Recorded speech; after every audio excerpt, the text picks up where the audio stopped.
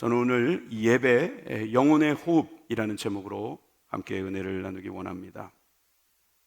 프랑스의 소설가 알베르 까뮤라는 분이 계시는데 이분이 소설을 여러 개 썼죠. 그 중에서 페스트라고 하는 소설이 있습니다. 이 소설은 알제리 해안도시 오랑이라는 곳에 전염병이 창궐한다는 이야기부터 시작을 합니다. 오랑이라는 그 시에 피를 토하며 쓰러진 쥐의 시체들을 발견하면서 이 전염병이 삽시간에 온 도시에 덮치게 됩니다. 폐쇄가 이루어지게 되고 10개월 동안 흑사병과 싸운 사람들의 이야기죠. 여기 보면 그 등장하는 의사나 기자나 관광객이나 신부들이 이 패스트에 맞서서 열심히 싸우는데 병원균에 감염되는 것, 이것 때문에 많은 두려움을 떨고 있습니다. 그런데 그들이 주고받는 이야기가 이 소설에 나오게 됩니다.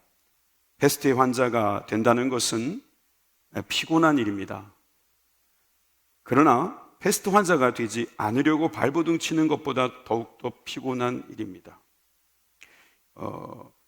바로 그렇기 때문에 모든 사람이 다 피곤해 보이는 것입니다.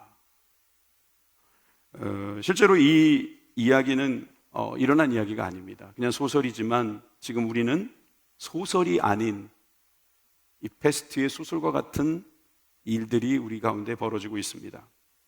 요즘 우리를 계속해서 괴롭히고 있는 이 코로나는 이 봄이 왔음에도 불구하고 이 봄을 즐길 수 있는 어떤 그런 마음조차도 빼앗아가는 것 같습니다. 조금 나아졌다고는 하지만 여전히 마스크를 쓰고 있고 아직도 나오지 못하는 분들이 여러분 계신 것 같습니다. 전염병은 옛날 이스라엘에서도 있었습니다. 다윗 왕 통치 말기에 전염병이 창궐했어요. 여기에서 7만 명이 사망한 이야기가 나옵니다. 24장 15절입니다. 이에 여호와께서 그 아침부터 정하신 때까지 전염병을 이스라엘에게 내리시니 단에서부터 브엘세바까지 백성의 죽은 자가 7만 명이라. 7만 명, 많이 죽었네.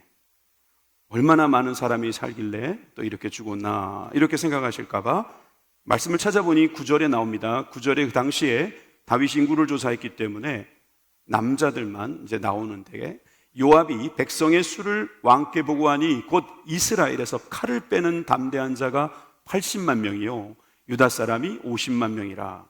더해보니까 130만 명. 130만 명 중에 7만 명이라는 숫자는 5.4%. 단 4일 만에 전염병으로 죽은 사람이 5.4%입니다. WHO에서 지금 조사하고 있는 코로나 사망률은 1%입니다.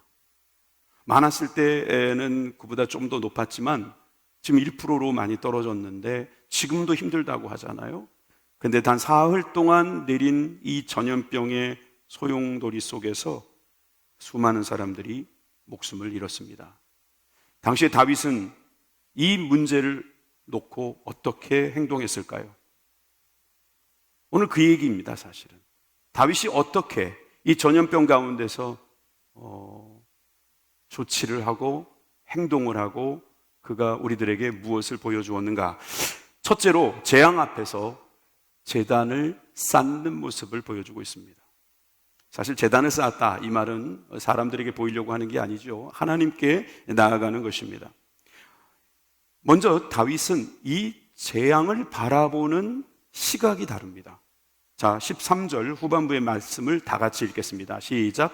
혹은 왕의 땅에 사흘 동안 전염병이 있을 것이니까 왕은 생각하여 보고 나를 보내신 이에게 무엇을 대답하게 하소서 하는지라. 여러분, 사흘 동안 전염병이 일어나는 것은 사실 세 가지 중에 선택한 것이지만 제일 짧은 날짜였기 때문에 다윗은 정했을 수도 있어요. 무슨 이야기냐? 성경을 읽어보신 분들은 아시겠지만 다윗이 인구조사를 하면서 하나님의 뜻에 합당치 않은 행동임이 드러났습니다. 이따 설명드리겠지만 이 일로 인해서 벌을 받아야 되는데 셋 중에 하나를 정하라고 했더니 제일 짧은 것을 원했던 거죠. 근데 이 일로 인해서 일어난 엄청난 비극을 그는 뭐라고 말을 하는가? 자, 우리는 이 말씀을 보면 좋을 것 같아요. 21절입니다. 21절을 같이 읽습니다. 21절 후반부 시작. 죄송합니다. 계속 읽어주세요. 다윗이 이르되 내게서 타작마당을 사서 여호와께 제단을 쌓아 백성에게 내리는 재앙을 그치게 하려 함이라 하는지라. 이 말씀 읽었고요. 13절로 가보면은요, 13절에 혹은 왕의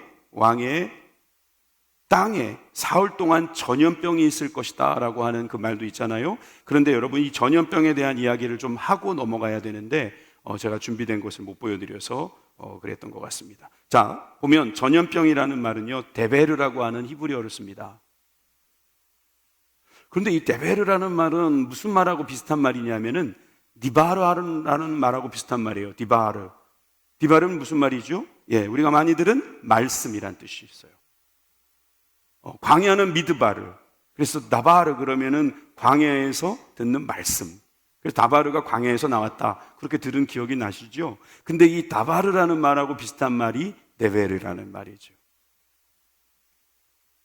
여러분이 전염병을 말씀처럼 느낀 다윗은 전염병을 전염병으로 보지 않고 재앙이라고 봅니다. 재앙 속에서 나는 제단을 쌓아야겠다라고 그렇게 고백하고 있는 겁니다. 실제로 이렇게 제단을 쌓게 된 이유는 제사장 갓이 찾아와서 했던 말 때문이었습니다. 18절입니다. 이날에 갓이 자꾸 왔다 갔다 해서 미안해요. 18절입니다. 이날에 갓이 다윗에게 이르되 그에게 아뢰되 올라가서 여부스 사람 아라우나의 타작마당에서 여호와를 위하여 제단을 쌓으소서 하매. 실제로 갓이라는 선지자는 다윗이 저지른 죄를 잘 알고 하나님께 기도했을 것입니다. 그리고 그 기도를 통해서 응답을 받고 다윗에게 전달을 한 것입니다. 그러니 그 다윗은 그렇지 않아도 자신이 이 문제에 대한 책임이 있다고 생각했습니다. 17절 하반부에 보면 나는 범죄하였고 악을 행하였거니와 이 양무리는 무엇을 행하였나이까? 청하건대 주의 손으로 나와 내 아버지의 집을 치소서. 이게 무슨 말이냐면 내가 죄를 지은 것입니다. 내 잘못입니다. 저 불쌍한 백성들은 아무 죄가 없습니다. 나와 우리 집을 치십시오. 우리에게 재난을 주시지 저 백성들은 놔주십시오. 그렇게 어떤 책임을 온통 지고 가려는 그런 모습을 볼 수가 있습니다. 사람들은 전염병, 이것은 질병으로 봅니다. 그런데 다윗은 이 전염병을 재앙이라고 봤어요. 다시 말해서 이거는 징벌이라고 본 것입니다. 질병이 아니라 징벌이라는 말입니다.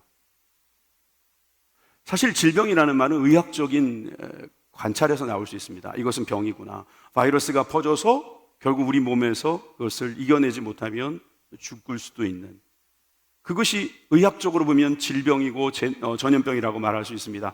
그런데 이것을 볼 때 신앙적으로 해석을 하면 이것은 재난이다, 재앙이다, 이것은 징벌이다, 이렇게 볼 수도 있거든요. 이런 단계가 있는 것입니다. 우리가 살다 보면 어떤 일들이 일어났을 때 여기에 대한 해석이 다 다를 수 있습니다.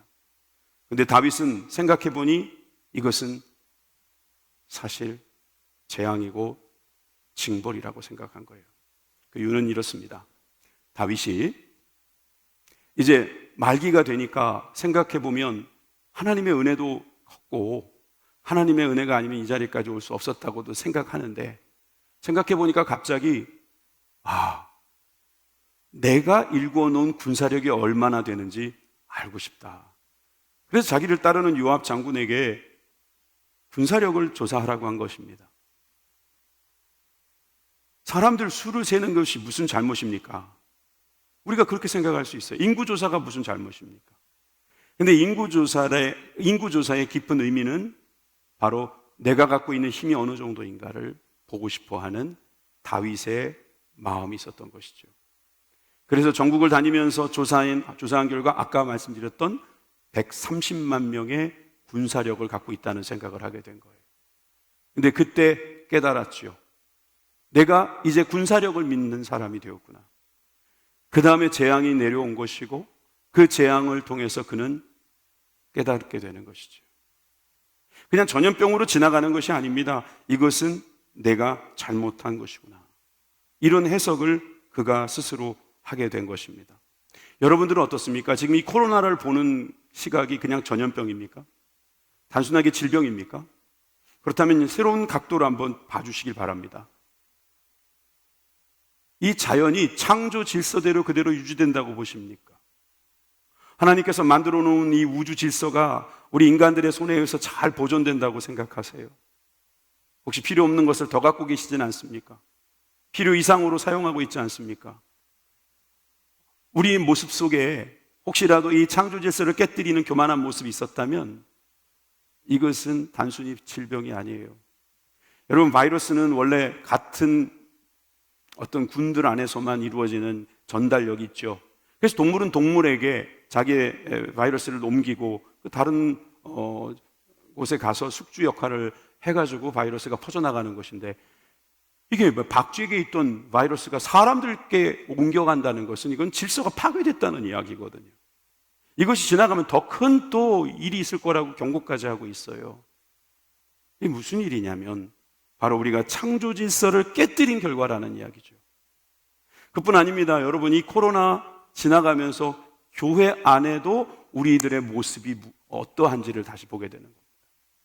우리 예배가 무너지기 시작하고 섬김이 무너지기 시작하고 교회다움이 무엇인지 다시금 생각하게 만드는 일들이 너무나 많습니다. 이럴 때 여러분, 주님께서는 말씀하시는 거예요. 어떻게 해야 되는가? 이것을 놓고 우리가 어떤 생각을 해야 되는가? 우리들에게 가르쳐 주시는 겁니다. 여러분, 우리들은 이 문제를 놓고 이런 생각을 했으면 좋겠어요. 회개라는 단어, 이 단어를 떠올리는 게 중요한 것 같아요. 지진이 일어났어요. 화산이 터졌어요. 전쟁 소문이 나요. 그럼 성경을 보면 이런 소식이 들리거든 무엇을 준비하라 그랬습니까? 주님 오실 날을 준비하라. 주님 오신다면 뭘 해야 되겠습니까? 한 가지밖에 없습니다. 땅 파는 겁니까? 네? 아니지요. 회개하는 것입니다. 회개해야 됩니다. 여러분, 우리가 돌이키는 겁니다. 회개는 다른 말로 덜어내는 것입니다. 덜어내는 것. 어떤 아파트 회사의 광고였던 것 같아요. 피카소의 작품을 보여주더니 그 다음부터 약간 더 좀 단순한 작품을 보여주고 더 단순한 작품으로 넘어가는 겁니다. 그러면서 마지막에 뭐라고 카피가 딱 뜨냐 하면은 디자인은 더하는 것이 아니라 빼는 것이다. 맞는 말입니다. 디자인은 빼면서 더 아름다워진더라고요. 좋다고 다 붙여놓으면 어설퍼지기나 아니면 무슨 귀신 나올 것 같이 돼버려요. 그런데 이것을 정제하고 또 깎아내고 더 다듬으면, 빼다 보면 더 아름다워지더라는 거죠. 회개란 그런 것입니다. 하나님께서 우리에게 주신 것을 귀하게 여기고 잘 다루는 것, 잘 갖고 있는 것도 중요하지만 필요 없는 것은 깎아내는 거예요. 덜어내는 거예요. 특히 죄는 다 뜯어내야 됩니다. 덜어내야 됩니다. 덜어낼 때에 우리에게 변화가 일어날 수 있는 겁니다. 여러분, 이렇게 더하는 것만이 좋은 것이 아니다. 이런 생각을 하게 된 다음부터는 이제 축복의 변곡점이 바뀌는 거예요. 여러분, 회개라는 것은 결국 마중물인데 구원을 일으키는 마중물이에요. 회개하면 하나님께서 이제 우리들을 회복시켜 주시는데 그때 우리에게 주시는 하나님의 축복이 시작된다는 것을 믿으시기 바랍니다. 이를 위해서 사실 많은 사람들은 하나님 앞에 덜어내는 일을 할 뿐만 아니라 또 이 일들을 해야 될 것입니다. 제단을 쌓는 일입니다. 제단을 쌓는다는 것은 결국 신앙적으로 그 문제를 수습해 보겠다는 우리들의 노력 아니겠어요? 이빈후과 의사 이야기가 생각이 납니다. 이명진 장로라는 분이 계시는데요. 이분이 코로나를 극복하는 단계가 3단계가 있다고 어디서 한번 발표한 적이 있어요. 첫 번째는 심리학적인 단계에서 우리가 시작된다는 거예요. 그런 다음에 수학의 단계로 간대요. 산수할 때 그 수학이요. 그리고 의학의 단계로 넘어간답니다. 무슨 말이냐면 심리학적으로 우리가 공포심을 느낄 때가 온다는 겁니다. 약도 없고 백신도 없고 막 이러면은 사람들은 엄청난 심리적인 공포심을 느끼고 위축되기 시작한다는 거죠. 근데 이 단계가 좀 지나가면은 수학의 단계가 오는데 이것을 우리가 감염원을 차단하고 동선을 파악해서 치료하면서 감염자가 조금씩 줄어들어가는 과정을 말하는 것입니다. 그런데 그 옛날에는 이게 줄어들질 않으니까 이것은 누군가가 우물물에다가 퍼뜨린 것이다. 이 수학적으로 계산하면서 숫자가 늘어나는 것에 공포감을 느끼고 그 다음부터는 막 마녀 사냥이 이루어지고 그랬던 거죠. 그런데 이 수학의 단계가 지나가면서 요즘이 이제 의학의 단계로 넘어가는 것 같은데요. 여러 가지 문제들이 이제 발견되고 여기를 수습할 수 있는 의학적인 단계로 가게 된다. 이렇게 주장하고 있는 것입니다. 그런데 이 세 단계에다가 저는 한 단계를 더 추가하기를 원합니다. 오늘 말씀과 연결한다면 바로 신앙의 단계라고 하는 것입니다. 여러분, 신앙의 단계로 넘어가지 않으면 의학의 단계, 즉 전염병의 단계에서 계속 또 다른 전염병을 맞이하게 될 것입니다. 그런데 이 전염병은 재앙이다라고 생각하고 회개하고 돌이키면 하나님께서 우리를 변화시켜 주시고 이 변화로 인해서 신앙의 단계로 넘어가면 우리는 변화될 수 있다는 것이죠. 여러분, 이것이 바로 다윗이 생각했던 것입니다. 재앙이 오면 제단을 쌓는다. 이 마음 때문에 그는 그 다음에 하는 일을 하게 되는 거죠. 바로 두 번째, 아라우나의 타작마당을 사게 되는 것입니다.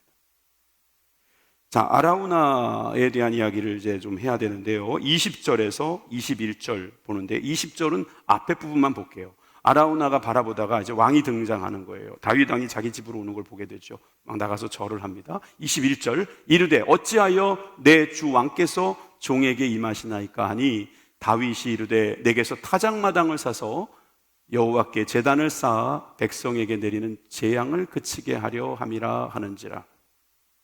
성경을 많이 읽으신 분들도 아라우나라는 이름이 또 낯설게 보일 것 같아요. 오르난은 들어보셨나요? 오르난의 타작마당. 그게 더 익숙하죠. 역대상 21장에는 오르난이라고 되어 있고 또 여기에는 아라우나라고 되어 있어요. 같은 인물입니다. 이 아라우나라고 하는 사람이 사는 곳에 다윗이 갑자기 찾아갔고 그곳에서 이런 대화가 시작되는 거예요. 내가 너의 타작마당을 사겠다. 이 타작마당을 사겠다는 말에 백성이 되는 이 아라우나는 왕이시여, 이게 웬 말입니까? 그냥 드리겠습니다. 왕이 가지시겠다면 그냥 저는 드릴 수 있습니다. 그랬더니 다윗이 뭐라고 말하죠? 안 된다는 겁니다. 24절입니다. 왕이 아라우나에게 이르되 그렇지 아니하니 내가 값을 주고 내게서 사리라. 값 없이는 내 하나님 여호와께 번제를 드리지 아니하리라 하고 다윗이 은 50세겔로 타작 마당과 소를 샀다고 말하고 있어요. 아라우나라는 사람이 백성으로서 왕에게 충성하겠다고 보인 그 말을 다윗이 무시해서 그럴까요? 그렇지 않습니다. 나는 값을 지불하면서 번제를 드리겠다라고 말하는 거예요. 하나님 앞에 나아갈 때 자기가 기꺼이 내어놓아야 할 자신의 것을 내어놓겠다라고 하면서 은 50세겔로 사겠다는 이야기를 합니다. 은 50세겔, 50이라는 숫자가 조금 마음에 안 드시죠? 그래서 그런지 몰라도 역대상 21장 26절에는 금 600세겔이라는 기록도 있어요. 그것도 의미가 있을 겁니다. 그것은 나중에 그쪽 설교할 때 말씀드릴게요. 그런데 여기서 은 50세겔이라는 것에 무슨 의미가 있어서 이 액수를 이야기하지 않았을까? 여러분들이 생각할 것 같아요. 레위기 27장 3절에 보시면 내가 정한 값은 20살로부터 60살까지는 남자면 성소의 세겔로 은 50세겔로 하고 성소에 드리는 예물을 값이 바로 은 50세겔이었기 때문에 지금 이 타작마당을 사는 다윗의 모습에서 성소에 들어가는 한 예배자의 모습을 볼 수가 있는 것입니다. 이 타작마당을 주님께 예배하는 곳으로 쓰겠다라고 하는 그런 선언이기도 한 것이죠. 그러면 이 아라우나의 타작마당은 그럼 우리가 어떻게 이해하면 좋을까요? 먼저 타작마당에 대한 이야기를 해볼까요? 타작마당이라는 것은 아시다시피 타작하는 곳입니다. 넓은 마당이겠죠. 추수철이 되면은 곡식들의 알곡과 쭉정이를 구분해내는 일을 하는 겁니다. 그런데 평상시에는 인간들 중에 알곡과 쭉정이를 골라내는 재판이 있는 곳이기도 합니다. 타작마당이라는 것은 알곡과 쭉정이를 골라내는 곳이다, 이렇게 보시면 됩니다. 그곳에 나아가서 하나님을 예배할 수 있는 곳으로 만들겠다, 그 말인즉슨 골방으로 가는 것이 아니라 같이 있는 곳에, 함께하는 곳에, 같은 공간에, 공감의 광장 속에서 함께 예배하는 곳이다, 이렇게 볼 수 있는 겁니다. 자, 그러면 아라우나의 타작마당은 오늘날 어디일까요? 예, 바로 이곳입니다. 바로 우리가 함께 예배드리는 이곳이 바로 아라우나의 타작마당이 되는 거죠. 이 타작마당이 굳이 꼭 이 아라우나의 것이어야만 되는가? 그런 생각도 할 수 있습니다. 자, 그렇다면 이 아라우나가 살고 있는 곳이 여부스 지역인 것을 먼저 말씀드립니다. 그리고 이 여부스는 사무엘하 5장 7절에 보면 다윗이 살던 곳이, 사는 곳이 됩니다. 다윗이 시온 산성을 빼앗으니 이는 다윗성이더라. 저 시온 산성이 위치한 곳이 바로 여부스 지역이고요. 이 여부스 지역에서 다윗이 성을 쌓고 자기 집을 짓습니다. 왕궁을 짓는 것이죠. 그리고 사무엘하 6장 12절에 보니까 그곳에 하나님의 괴가 들어오는 장면이 나옵니다. 어떤 사람이 다윗 왕에게 아뢰어 이르되 여호와께서 하나님의 괴로 말미암아 오벳 에돔의 집과 그 모든 소유의 복을 주셨다 한지라 다윗이 가서 하나님의 괴를 기쁨으로 메고 오벳 에돔의 집에서 다윗성으로 올라갈새. 여호와의 괴가, 하나님의 괴가 하나님께 예배드린 그 지성소에 있었던 그 예배의 장소가 그쪽으로 옮겨왔을 때 다윗은 그곳에서 맞이하게 되는 것을 볼 수 있어요.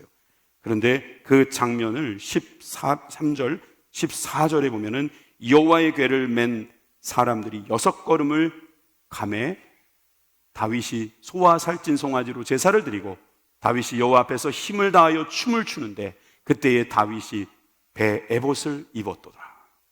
나중엔 저 에봇이 막 벗겨질 정도로 그렇게 춤을 추는 장면이 나오는데, 여러분, 하나님의 궤, 여호와의 궤가 자기가 사는 곳으로 들어오니까 제사를 지내고 기뻐하면서 찬양하고 있는 그곳이 바로 지금 아라우나가 살고 있는 그곳입니다.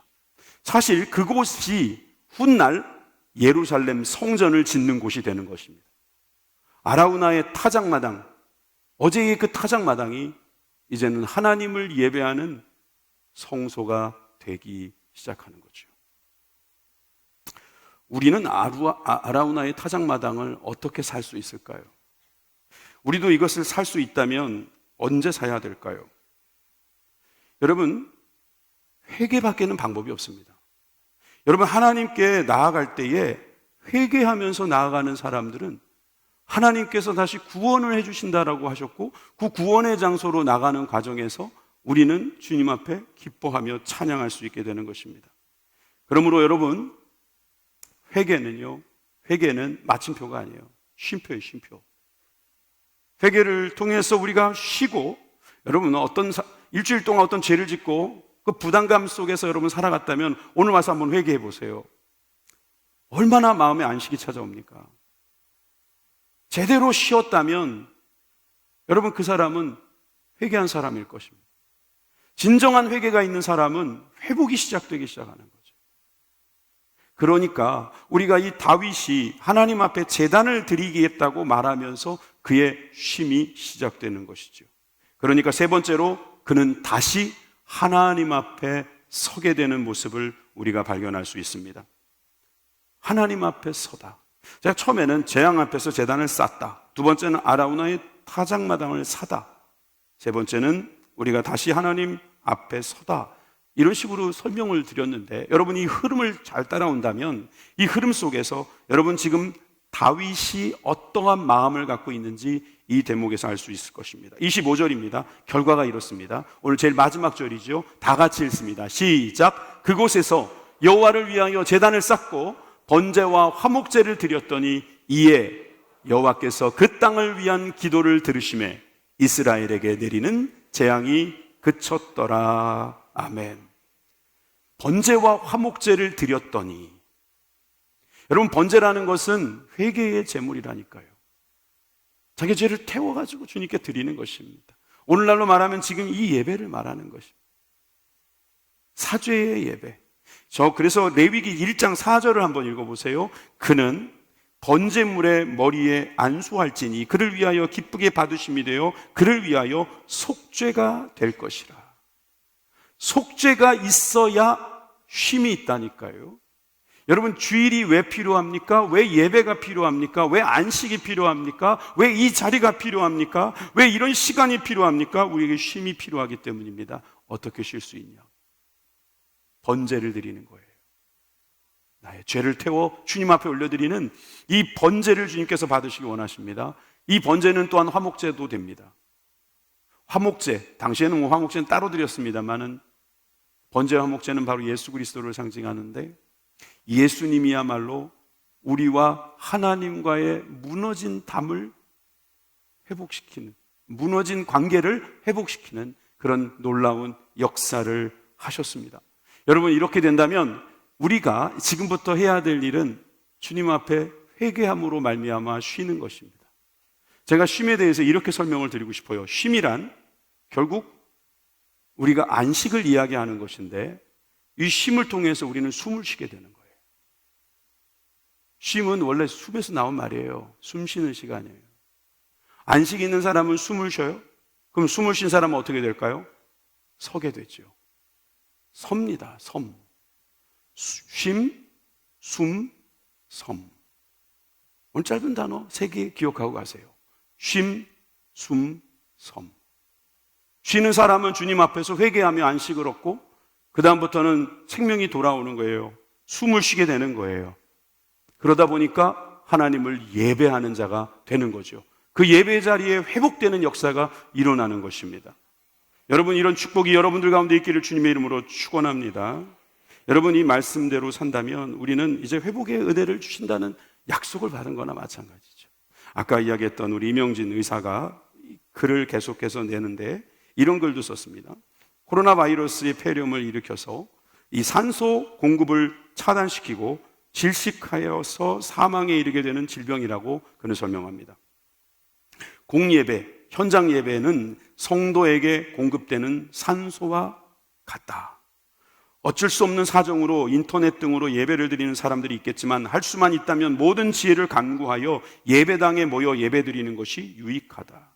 중간 생략하고, 정치와 두려움이 아닌 주님이 주신 일반 은총인 의학과 특별 은총인 십자가 예수 그리스도의 신앙으로 이겨내자. 육체에 산소가 없으면 육체가 죽듯이 성도의 영혼에 산소와 같은 공예배를 포기하게 되면 성도들의 영혼이 질식해버리고 만다.